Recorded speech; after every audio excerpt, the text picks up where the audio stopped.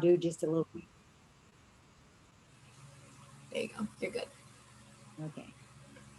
So just to get started here, if you are joining us for the first time, my name is Cheryl Cortese. I'm the National Marketing Director for the Juice Plus Company, and I've had that honor and privilege and happiness and prosperity and just a lot of fun for the past 33 and a half years and looking forward to the next 33 years. So it's been a great place to be, to work, to enjoy community, and to really, as I said, together experience that emotional revenue of other people doing well.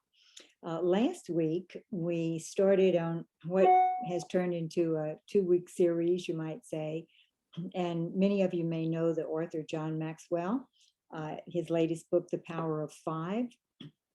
You may want to pick that up because it's excellent.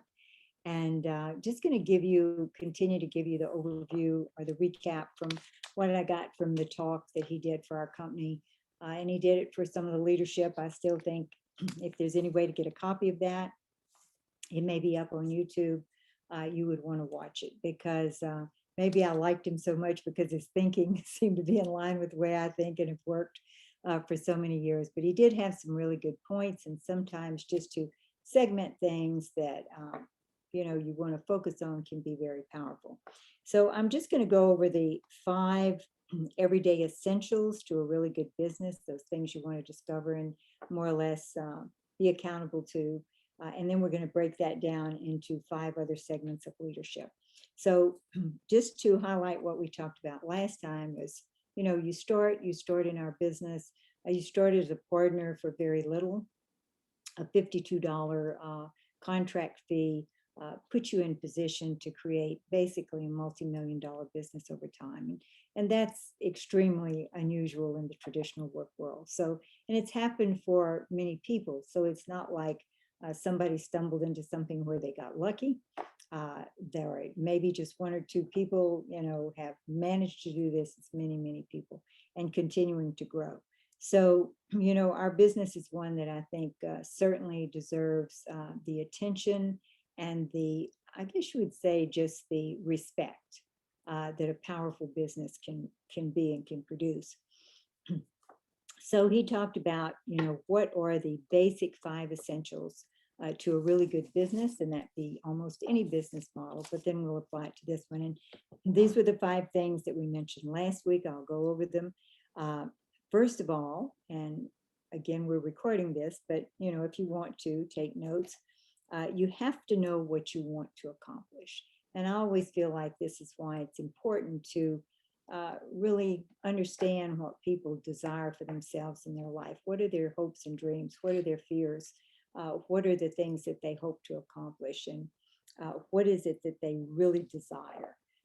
And so that pay plan, at least just the various positions and what we have to offer, that overview becomes very important. So it helps you make that decision of what you want to accomplish. And then the next is you have to have the right tools. So that's number two. You have to have the right tools to get the job done. And again, knowing what those tools are and being able to really, I guess you would say, focus on what's going to get the best results is so important. The third would be take action. Once you know what you want, you know where you're going, you've identified the tools that you need to get there. You want to take action because with activity and the right tools, you can get the job done. He used the example of, if you had a big tree in the backyard and you wanted to cut it down and it was enormous, and you took an axe and every day you went outside and you swung at the tree 5 times. You wouldn't cut it down overnight. It would take some time. But if you did that every day, the day would come when the tree would fall. And that it would not be that you were awesome on the day that the tree fell. You were awesome every day that you did the activity, that you took the action. So take action with the right tool to get the job done is number three. Number four is stay focused. And this is a word that I think we don't, really pay attention to often enough. I'm one that I have learned that I not only cannot be my best when I'm trying to multitask, but it actually becomes a deterrent to success. that we really, it's the greatest gift we can give ourselves. It's really focus our attention to exactly what we're doing. When you can really give yourself the gift of focus, you can access your abilities at the highest level and your creativity at the highest level as well. So stay focused on the repetitive actions with the right tools. So you've got the right tool, you're focused. If we're using the tree as an example, you don't miss a day. You go out there and you're focused on exactly what you want to do at that moment. Then you may not think about it, till the next day at that time, but you're consistent and you're focused.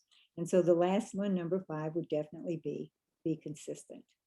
So with whatever activity you've chosen to get the job done, to accomplish what you want to accomplish with the right tools, with focus and with consistency, you're always going to be successful. And that does not matter what the company, what the profession, with any profession, these are the 5 essentials, excuse me, to success. So that, everyday consistency begins to compound. And so as time goes on, that compounding effect becomes very, very, very powerful. So if we end this segment of his talk, and this was what we had covered last week, so we're just recapping, is that consistency, you want to write these 3 things down: consistency, strategy, and simplicity. So if you can be consistent with a good strategy to accomplish the job that you want done with the right tools, being focused, and you can do that in a very simple fashion so that it can be implemented every day, then success is definitely going to follow. Now, he then breaks this down into 5 other segments. So I would imagine his whole book is outlined in 5s. So we're going to look at these 5 things this evening, and I'll give them to you first, and then we'll go through each one. The first, and he applies this to our Juice Plus business: growth matters. So that would be number 1, growth matters. Number 2 would be connecting matters. Connecting matters. Number 3 would be mindset matters. Mindset matters. Number 4 would be leadership matters. Leadership matters. And number 5 would be significance matters. So those are the 5 things, and I'll go through each one of them. And he outlines this basically for our Juice Plus environment. So let's take the first one: growth matters. Personal growth is essential to your business development. And one of the things I've found is just growing up in our business, and probably in any business, there's going to be personal growth just because of the activities that'll have to take place to get the job done. He says it's very important to be around people who are actually better than you are, more skilled than you are, people that you can glean things from, that you can observe, and what tools are they using? For me, it was always what transition words are taking them from the product maybe to talking about a business or having a business, and how you transcend into that. Be around people who know more than you know, because you can only learn from people who know more than you know. Be around people that are really kind of ahead of you.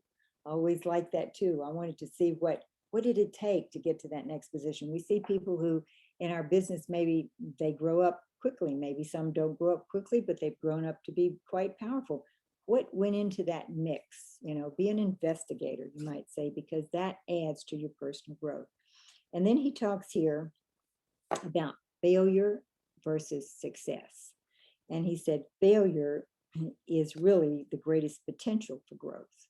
So if we're talking about growth matters, failure is the thing that offers you the greatest potential for growth. So success and failure should never be separated. And we always want to be, doesn't everybody want to be on the success track? I want to be on the success train right to the top of the mountain. I don't want to have to see any broken wheels or, bumps in the road or anything like that. But we all have them. And I love the way he describes this, is that these two things really complement each other. When you fail, you ask yourself what happened. You evaluate. You go into, let's do a debriefing. Let's see what was good. Let's see what didn't work. We do that with our children. What actually gets them in the bathtub at night or dressed for school? What is the motivation that makes that happen? So if it's not working, many times it's a really good avenue to find out why, so that you can get onto a better track that's going to get a better response. How did I mess up? You learn much more from failure than you do from success. As a matter of fact, over the years, and it's been 33 years, if I watch people who've grown very quickly and they become successful very quickly and their checks are very large very quickly, when they do hit a bump in the road, they probably struggle more than any others. And they, many times, their businesses dissipate and go away because they didn't go through those activities that created the confidence that put them in position where they could have sustainability when they met with challenge. So failure definitely will make you more successful. Absolutely. So success can limit your growth and creativity. If you become successful, and I know I've shared with you all before, I mean, I got to a point where I thought, boy, this is more money than I ever thought I could ever have in my whole life. It really took something else that came along that you might say gave a push in some way that pushed me again to reach higher. And it was usually something that was a challenge, something that maybe upset me or made me mad, or I thought, I'm not going to be left behind, or I'm not going to let this deteriorate. I've worked too hard for it.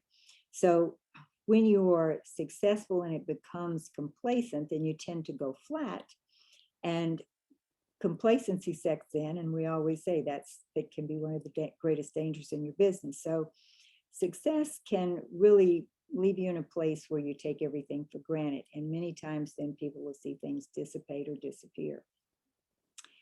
So again, he begins to talk here about leadership, and the whole book really is based around leadership. To become a leader, there's no timetable. It's not how far you can go and then stop, how big you can be, and then that's it. Instead, you're constantly reaching for, and that is the definition of entrepreneurism, is really reaching for the next level. And I don't mean the levels in our business plan. I mean the next phase of growth that's going to empower you. And that's personal as well as business. Increase, and he talks about here, and I think I mentioned it last time, increase your outer limits. If you feel like the money maybe, or the position that was the most important, and you reach that, then it's how do you stretch those outer limits so that you begin to really desire more. And I think that's what life, for the most part, is made of, is we want to continually be stretching the outer limits, so that we, can reach for more, that growth, reaching for potential, the potential growth that's there. So you exercise potential through continued personal growth, as well as stretching those outer limits. And stretching the outer limits tends to produce personal growth, because we're going past our comfort zone. We're going back to, you might say, press the restart button, or something of that nature, but it stretches those outer limits. So let's go to the third one now, which is connecting matters. So this is certainly essential to your success. What are the dreams and passions of the people that you connect with? When we talk about this, is finding the why. But again, it's how do you really listen long enough so that you listen for those things that people really want, not what they need. What they need is not going to inspire. What they want is going to inspire. And I think many times we have that confused. And again, someone telling me once, you don't help people who need it, you help people who deserve it. Need is not necessarily a criteria for success, and many times it can be a detriment. It is usually and almost always is what someone wants. What is their passion? Uh, how are you going to listen long enough to connect with that passion? People are motivated by different things, but you have to listen long enough and, get into that story of who they are and what they want to figure that out. Sometimes the purpose is, they want freedom. I think that's the baseline for everything: freedom of choice. Freedom of choice is to where they can go, what their purchasing power is, how healthy they are as far as getting to those things that they want, those choices in their life. But freedom, definitely. Sometimes people just want to be part of a team or a community, and other things fall in later. We have a great community. Some want to they want to see progress. They need to feel achievement. Some people want really excellence. They want to be able to excel in something and be recognized for it. So recognition becomes very, very important as well. And of course, for many people, and this I think is normal for everybody, is they want to have money so that they can have security. And that is something that I think many times is overlooked as being very important and acceptable. When many of us grow up in situations where you're taught that, what is it? Money is the root of all evil, or, so many things that go around money that can be quite a detriment. And yet money gives you freedom of choice, not only to be able to live without stress, but to help others, which can be very empowering as well. And so if we look at, leadership, is that if you don't know the person, if you can't connect with that heart desire, so it's not so much how much money somebody wants to make, or what house they want to live in, or any of those things. It's what's the passion underneath. Again, we go back to, what do you want your life to look like? And that goes a lot deeper than the exterior of the material things that we all certainly should aspire to as well. But it's, what is the heart song that really needs to be filled? What's the heart's desire? And if you don't know that, it would be very important to lead someone, because you don't know what is going to be the motivation or the drive. So in the leadership world, and he said this and had us underline it, to assume what you think someone wants is the great mess up, as he called it. So you can't ever assume. You don't know what people are thinking. You can't think for someone else. And so your job really is to be the investigator who finds out what it is that the desire or the passion is about, so you can take what we have and wrap it around that passion or desire. The third would be mindset matters. The biggest reason between successful people and those who are not successful is the mind gap. We talk about the nutritional gap between what people eat and what they wish they would eat, but the mind gap is really a business term that I think fits here very well. Successful people realize that anything that is worthwhile usually has a challenge associated with it. Life is challenging. Everything that you do really in building a business of this type or any, there's some uphill climb to it, because it's just the way it is. As he said, high hopes are many times dashed by bad habits. You get to the top of anything by being intentional, that you make a firm decision. And I've watched that over the years with all of us, our teams, myself. Once you truly make up your mind, your mind, you have enough brain power that you haven't even tapped into yet, that you will figure out how to get that done. And so that's an important aspect as well. So never, as he said, he never knew anyone who succeeded who didn't believe in themselves. So again, that's that personal growth and confidence. And as I started my business, my confidence came from the fact that I believed Jeff Roberti knew what he was doing. He was my sponsor. But then as I saw him do it over and over, as I tried it over and over, then the confidence began to believe. I began to believe in the confidence in myself. So repetition, and this is an important statement as well, repetition ensures integration.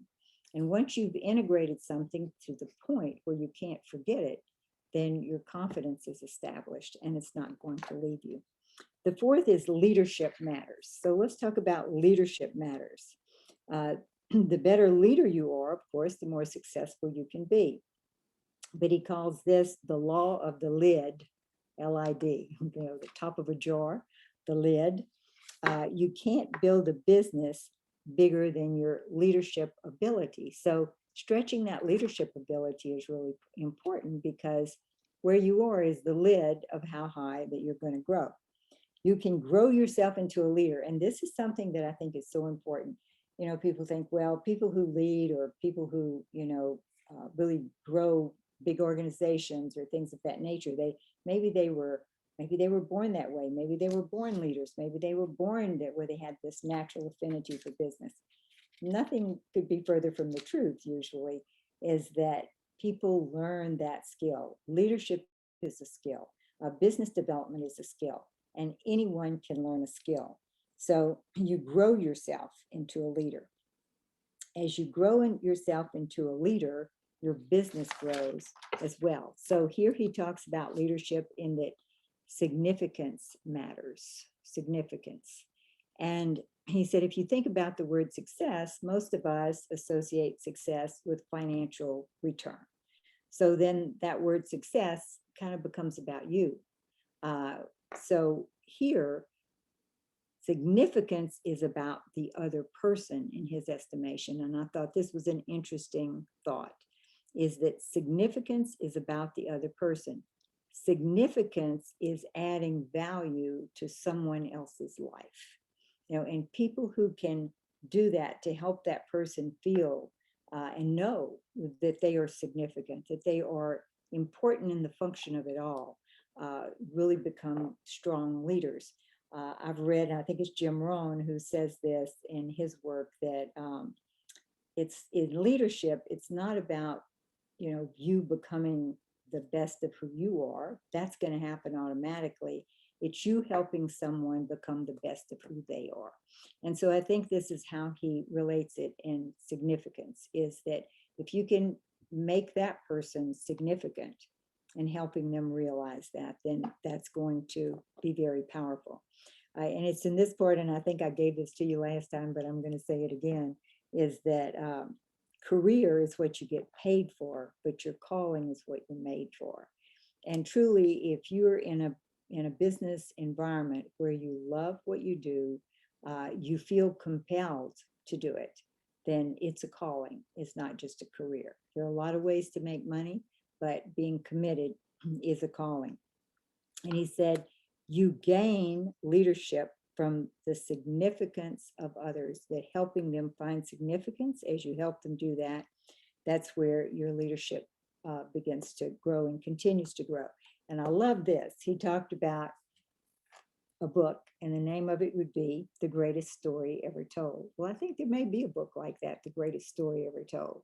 But this is his description of the greatest story ever told, is you give someone a book that's blank on the inside.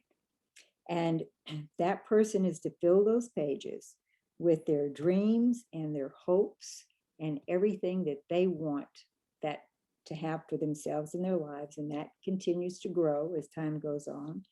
And so you really write your own book. You write the greatest story ever told yourself, for yourself.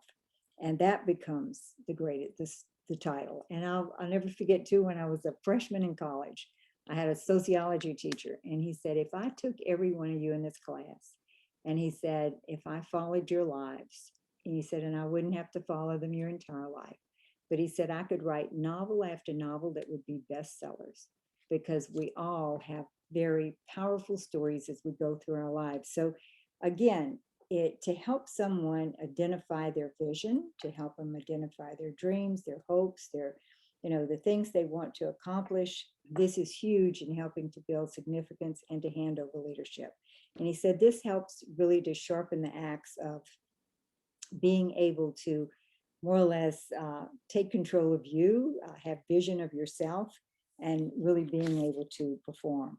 Uh, and then he talks about how can you help people start fast and really continue consistently.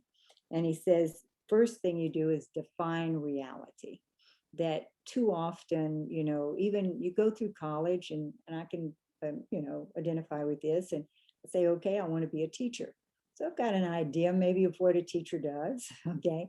But until you actually are there, you're not exactly sure. So then reality sets in of what this is. So help people really define reality instead of maybe, it's not an overnight get rich scheme. It's not going to be a pile of money on your front doorstep the next day. There's huge potential, but define reality. Help them that in reality, there's work that has to be done. That's definitely necessary.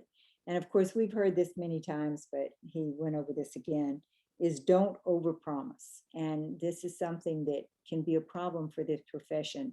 I don't think we're bad about that in our own organizations because we've heard it so often. You underpromise and overdeliver. Don't overpromise. It's going to be hits and misses. There are going to be times when people really, they do well without even realizing why. There are going to be times when things don't go well without understanding why, because you felt you did everything right. So let people know too that you're there to really help them. Now, at this point, he took a question and answer session, and I thought you might find these interesting. Is that and someone asked him, how long do you work with someone until you feel they can lead others or that you don't have to lead them anymore? And his reaction was, or his answer, we all hold on to people way too long. That in not more or less, and I can say this about Jeffrey Birdie, he would push you out of the nest or into the pool very fast. Okay, so it's a sink or swim type of, but he was always a good role model. But we hold on to people too long, and it's back to the old tell, show, try, do. And you do that a number of times, but then the person takes on their own responsibility. And when people do take on their own responsibility early and quickly, they tend to usually do much, much better. Again, he's back to people learn from their mistakes.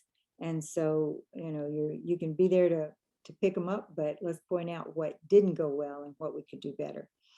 People are usually really ready to be let go of a lot sooner than we tend to let go. And many times that's the upline feeling that they get importance from, being able to more or less keep the person under their wing as long as possible.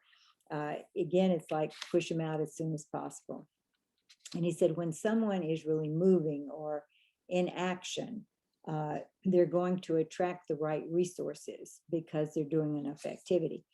The next question was, how do you reignite a leader who's not living up to their potential? Now, how often have I seen this in my business? I can remember Danny Gwaltney and I talking about this often. I'd say, this person has got so much to offer. They could be so amazing. Why is this not happening? And sometimes it's just not going to, that they're going to be at a position where you're going to have to accept. This is where they're going to be. They'll probably be there forever. They won't go anywhere, but this is where they'll be. But I liked his answers on this, is that it's really important when you see that to have a private conversation with that person. And again, I think this could be for all of us in looking at our organizations, our downlines, and you go to people who maybe have been dormant or flat for a while. Said you need a personal conversation, and he gives 2 or 3 examples here. I need for you to help me out with something. I think you have much more potential than you're living up to. I could be wrong, but I really don't believe you're living up to your real potential. And of course, those are 2 different statements there. But it's to really look at and bring to that person's attention that they have more potential than they're accessing. So I think you need to help me out. And he uses these 2 examples. I think you have more potential than you're living up to, or I could be wrong, but I don't believe you're living up to the real potential that you have. So the next question would be to that person, what do you think could happen or should happen, or we could help happen to reach your full potential. What needs to happen? We both realize that you have more potential than you are demonstrating. So I know that this is something that you want for yourself. And again, you go back to the passion of the heart's desire. So what can we do to help you live up to your full potential? What can you do? And then let's stay accountable. Let's talk every week. Let's see if this is, you know, something you really want, and I'm here to help. But the person needs to be able to identify and outline with you what needs to happen for them to live up to that full potential. And to say this too, I value you too much to not bring this to your attention. I value you too much to not bring this to attention. I like you too much to let you stay in the same place if you really have a desire to live up to the potential that is available to you. So that I thought was powerful. And then the last question they ask him is, what is the biggest lesson you have learned as you've grown yourself into leadership? And he said, the first responsibility in leadership is to lead yourself, that you need to look at you and lead you. And, you know, how often have I heard from Jeff Roberti, you know, I've got to be the best distributor in my organization. Today we might say the best partner, but I've got to be the best one. He said, the first responsibility is to lead yourself. If you set a good example for everyone, then you actually are leading yourself to be the model. Then when you turn around to teach, if your example is there, your words will have much more value. And so it is the value of your words are underscored by the model that you set. And he said, I always had to expect more of myself than I did of anyone else. And so I really was impressed with that talk. I think I'm a few minutes again over time, but maybe I liked it so much because it was in line with the with our Juice Plus philosophy. But sometimes it's nice to have a refresher as far as words are concerned.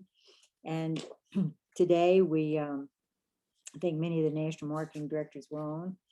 We are looking now at live conference in St. Louis, but again, certainly live streaming will be just as, you know, the company will look at you in the same light. If you're in St. Louis, great. If you're on a live stream, they encourage people, if they're going to be local, to try to do, you know, something together as a large group. But that's definitely, we're seeing people kind of slowly merge back into society. So that's going to be a good thing for us as well. But I think right now too, you know, we've got this 90-day plan with the Blitz as far as being able to offer our partnerships for, you know, that fee be waived. But it's all going to be about the conversation. It's all going to be about these first 5 steps, about what do you want to accomplish? What are the tools? You know, are you going to take action, stay focused, and be consistent? And whatever comes along, the events that come along, the, you know, programs that come along, whatever comes along, you know, it's really going to be based in, do you have this consistent rhythm of daily method of operation that's going to get results? And what is it that's going to ignite you to do this? So anyway, I think we've covered plenty time here, and it's been a pleasure. And then next week, hopefully we'll want to talk about just you know, qualifying your business on a monthly basis, really helping people understand the power of what we have to offer from a business standpoint and the freedoms in our business that many people don't have today as they try to merge back into the work world. So there's a lot of freedom here to expand and to grow and to create security that now eludes many people as you know, things are trying to readjust to whatever society is going to look like and whatever the work world is going to look like. So we're very fortunate that we have been in a position where we have had consistency where our company's concerned, and we've had consistent income, and we've had a product that certainly stands the test of time. So I want to thank Ro, and thank you, Ro. Do you have anything you want to add here as we close? I just really hung on to every word that you were saying there, because I really believe that, you know, it doesn't matter how talented you are, it doesn't matter how many opportunities, you know, you receive. If you don't have consistency and simplicity, it's just not going to work. I mean, those two things can be very robust, along with happy distributors or partners and happy customers, because your chances of things going wrong are less. And you Right. know, things just don't And break that's one of down. the things, Ro, I always noticed over the years. When the company was doing well, everybody was telling jokes and singing songs. And I think sometimes, and this is something I've learned too, in the hardest times of my life, if I could just, and it's a little flippant to say telling jokes and singing songs, but if you can look for things to, focus on the happy and focus on the things that feel good. I took a communications course. It's been maybe, I guess now almost 2 years, the COVID year I've lost. But anyway, and he said, when things are really fun or happy or they feel good to your heart, put a frame around them and store them in your memory in frames, because then you pull those frames out much more easily. And I think that that would be important for us to reminisce with your teams on the things that you loved, the times that you love, because then that'll bring those things back. Really in focus on the good. It's almost that falls into the gratitude lists as well. But if you can focus on the things that felt good in the past, and Jeff's very good at that, reminiscing on, what felt good, what was, a great thing that we did. Remember when we did such and such? Wasn't that fun? And that has a tendency to create an energy. It gives your brain kind of a little serotonin rush. Okay. And so then you start being creative and you think about things that you can do now to get that same feeling. And I think that's one of the great gifts we bring to people, and something that we can definitely employ to really move our businesses forward. So it's been great being on with everyone. Thank you all for being here. We invite everyone on Thursday night. And Ro, thank you, and all the wonderful stories that we had tonight. I'm going to say again, Elsa, I'm going to go try to walk around the block right now. You and your 5K thing. I'm going around the block. Okay. Good night, everyone. Good night, Thank everyone. you so much. It's Good great. night. Thank you.